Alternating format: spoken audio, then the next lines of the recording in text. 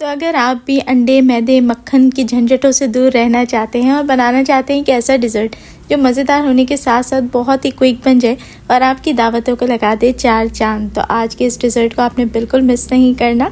ये रेसिपी बहुत ही मज़ेदार है और बनाने में भी काफ़ी आसान है। बिस्मिल्लाहिर्रहमानिर्रहीम, अस्सलाम वालेकुम and welcome back to my YouTube channel. मैं हूँ सिद्रा और आज मैं आपके साथ शेयर करूँगी एक ऐसे डिज़र्ट की रेसिपी जो बहुत ही क्विक है। 2 फ्लेवर्स को मिला के हम बनाएंगे ये डिज़र्ट। तो रेसिपी को कंप्लीट वॉच करें, अच्छी लगे तो बस आपने लाइक शेयर ज़रूर करना है। आइए रेसिपी शुरू करते हैं। तो यहाँ सबसे पहले एक सॉस पैन के अंदर मैंने शामिल करना है 3 कप के जितना दूध।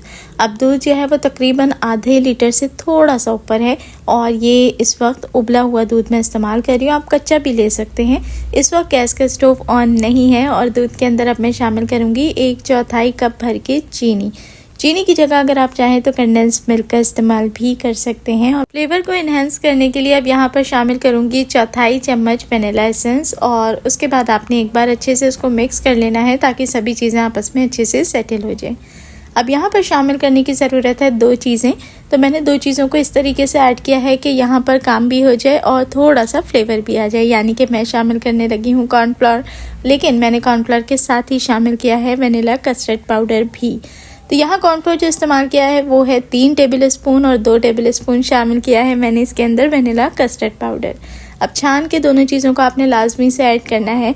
कस्टर्ड पाउडर ऐड करने से इसमें फ्लेवर आने के साथ साथ क्या होगा कि थोड़ा सा कलर भी आ जाएगा। और यहाँ जो पुडिंग का मिक्सचर हम बना रहे हैं उसको थिक करने के लिए मैं ऐड करूँगी कॉर्नफ्लोर।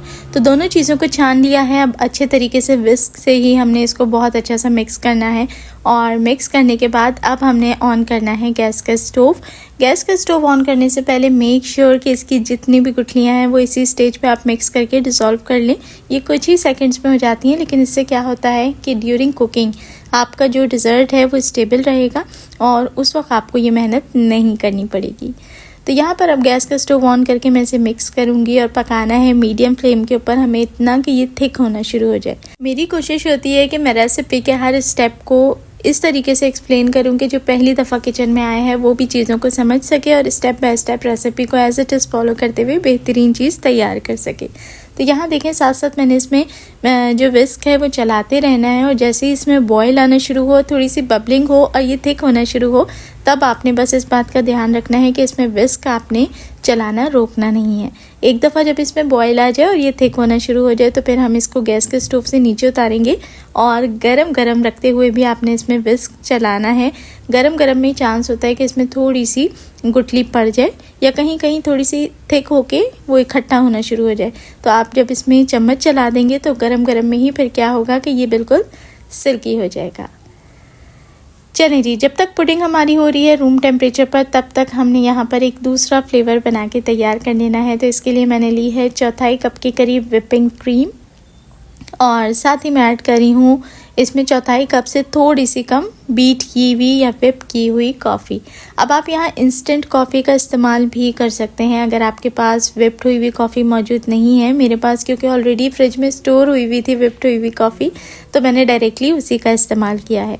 अच्छे तरीके से अब मैंने इसको बीट करना है इतना कि थोड़ी सी और फ्लफ़ी हो जाए। और ये देखें थोड़ा ही बीट करने पे ये कितनी अच्छी सी फ्लफ़ हो चुकी है क्योंकि मैंने विपिंग क्रीम का इस्तेमाल किया था, साथ ही इसमें जो कॉफ़ी इस्तेमाल की थी वो भी विप्ड ही थी।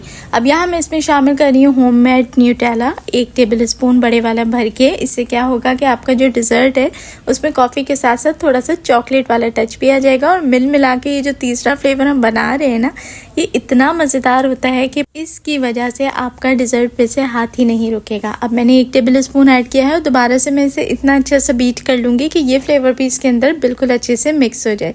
तो चलें इसको मिक्स कर लेते हैं और यहाँ पर जो हमारा तीसरा फ्लेवर है वो भी बनके तैयार हो चुका है। तो बस अब हमारा इंतज़ार है कि पुडिंग रूम टेम्परेचर पे आ जाए और ये वाला फ्लेवर भी बहुत अच्छे से बीट होके मिक्स हो जाए। तो हम चलेंगे अब फाइनली डिज़र्ट को असेंबल करने की तरफ। तो यहाँ देखें माशाल्लाह से बहुत अच्छे से विप हो चुकी है और कंसिस्टेंसी इसकी हमने इसी तरीके से थोड़ी स्टिकी रनी सी ही रखनी है, प्रॉपरली विप नहीं करनी। तो ये देखें फाइनली कुछ ऐसी कंसिस्टेंसी है और अब हम चलेंगे इसको असेंबल करने की तरफ। तो डिज़र्ट को फाइनल लुक देने के लिए मैं यहाँ इस्तेमाल कर रही हूँ चॉकलेट सैंडविच बिस्किट्स का, लेकिन डायरेक्टली इसको इस्तेमाल नहीं करूँगी।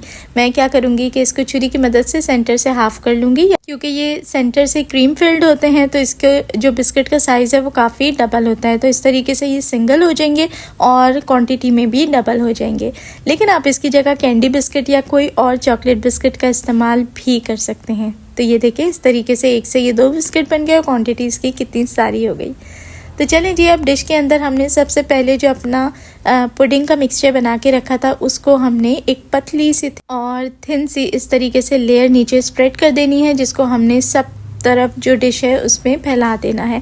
ऐसा इसलिए करेंगे कि डायरेक्टली अगर हम नीचे रखेंगे ना बिस्किट्स, तो फिर क्या होगा कि बिस्किट्स जो है किसी भी लिक्विड को सोक नहीं करेंगे और वो हार्ड रह जाएंगे। तो यहाँ देखें थोड़ा सा मैंने दूध ले लिया है, जिसके अंदर मैं अच्छे तरीके से सोक करके ही चॉकलेट बिस्किट्स को इसके ऊपर अरेंज करना शुरू करूँगी। चॉकलेट बिस्किट लेने का मकसद सिर्फ ये है कि इसकी जो सेकंड लेयर है उसके अंदर भी कॉफ़ी और चॉकलेट इंक्लूडेड है, और दूसरी बात ये कि इसकी खूबसूरती को बढ़ाने के लिए भी मैंने चॉकलेट बिस्किट्स का इंतखाब किया है, ताकि दोनों कलर्स और दोनों फ्लेवर्स आपस में मैच कर सकें। अब बिस्किट्स अरेंज करने के बाद यहाँ जो कॉफ़ी वाला मिक्सचर था उसको मैं इस तरीके से स्प्रेड करूँगी कि पहले थोड़ी सी लेयर्स आप लगा लें और उसको ही इवनली आप सब जगह स्प्रेड कर दें। तो जब तक मैं इसको अच्छे से स्प्रेड कर रही हूँ, यहाँ मैं देखने वाले सभी दोस्तों से रिक्वेस्ट करूँगी कि ये मज़ेदार सा मीठा अगर आपको अच्छा लग रहा है तो प्लीज़ इस वीडियो को लाइक ज़रूर करें और दोस्तों के साथ शेयर भी करें। साथ ही साथ अगर आप पहली दफ़ा मेरे चैनल पे आए हैं तो रेसिपीज़ बाय सिद्रा वकर को सब्सक्राइब ज़रूर करें और अपना प्यारा सा फीडबैक भी हमेशा की तरह मुझे ज़रूर दें। जज़ाकल्लाह। चलें जी, ये देखें हमने इस तरीके से बिल्कुल थिन लेयर लगानी है ताकि हर बाइट में आपको जायका मिले और साथ ही सब तरफ इक्वली स्प्रेड भी हो जाए। अब दोबारा से जो थर्ड लेयर लगाऊंगी बिस्किट्स की, उसमें मैंने मैरी बिस्किट्स का यूज़ किया है और इसी तरीके से दूध में डिप करने के बाद ही आपने इसको लेयर में लगाना है। तो ये देखें माशाल्लाह से मैरी बिस्किट्स भी हमने एक लेयर लगा के अरेंज कर दिया है। अब दोबारा से जो वनीला पुडिंग थी उसको इस तरीके से हमने पतली लेयर लगाते हुए इस तरह लगाना है कि ये पूरा अच्छे से कवर कर ले, कहीं से भी खाली नहीं रहना चाहिए। चलें जी, ये अच्छे से स्प्रेड हो चुका है। अब बारी आती है दोबारा से चॉकलेट बिस्किट्स की, तो उसी तरीके से दूध में डिप करते हुए हमने लगाना है और ये खूबसूरत लगने के साथ साथ जायके को इन्हेंस भी करेंगे।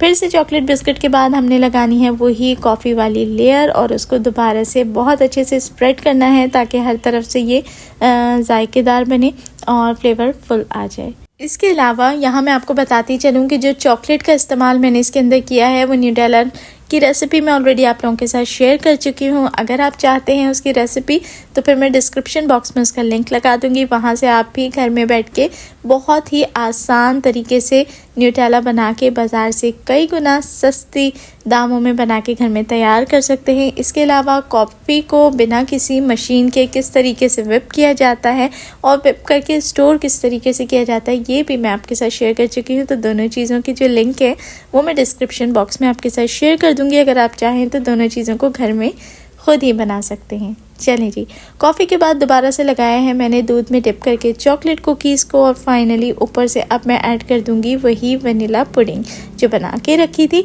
और इस तरीके से सब तरफ स्प्रेड कर दें। अब यहाँ पर इसको रख देंगे फ्रिज के अंदर तकरीबन 2 से 3 घंटे रेस्ट करने के लिए, ताकि ये अच्छे से चिल्ड हो जाए और इसकी जो टॉपिंग्स हैं, जो लेयर्स हैं, वो आपस में बिल्कुल अच्छे से सेट हो जाए और ये इतना स्टेबल हो जाए कि डिश आउट करने के लिए ये बिल्कुल तैयार हो। फाइनली डिश आउट करने से पहले हमने इसके ऊपर जो टॉपिंग है, जो फाइनली इसकी लेयरिंग है वो करनी है, वो मैं करूँगी चॉकलेट के साथ। तो कोई भी अपनी मनपसंद मिल्क चॉकलेट, कैरामल चॉकलेट का आप इस्तेमाल कर सकते हैं और पीलर की मदद से इस तरीके से आप इसको जब पील करेंगे ना तो ये छोटे छोटे पीसेस में खुद ही कर्ल होके इस तरीके से डायरेक्टली आप डिज़र्ट के ऊपर कर सकते हैं। तो ये बहुत खूबसूरत भी लगती है, साथ ही साथ क्योंकि अंदर चॉकलेट मौजूद है तो ऊपर से भी चॉकलेट का कॉम्बिनेशन बहुत टेस्टी लगता है। तो यहाँ देखिए डिज़र्ट बहुत अच्छे से सेट हो चुका है। फाइनली करते हैं इसको डिश आउट और अगर आप चाहें तो डायरेक्टली इसको स्पून से एज अ कस्टर्ड ट्राइफल के तौर पे भी सर्व कर सकते हैं और अगर आपको लेयर्स वाला मीठा पसंद है तो फिर ये आपके लिए एक बेहतरीन चॉइस होगी। तो करते हैं इसको डिश आउट। माशाल्लाह से आप इसकी लुक देख सकते हैं, बहुत ही खूबसूरत है, बनाना भी आसान है, कोई ख़ास कुकिंग बेकिंग भी नहीं है और स्टेप्स भी बहुत ही सिंपल हैं। बस 3 तरीके की चीज़ें आपको अरेंज करनी है, कॉफ़ी वाली मिक्सचर को, पुडिंग को और साथ ही बिस्किट्स को, और मज़ेदार सा डिज़र्ट तैयार है। रेसिपी अच्छी लगी हो तो लाइक शेयर लाजमी करें और मुझे दुआओं में याद रखें। देखने वाले सभी लोगों का बेहद शुक्रिया।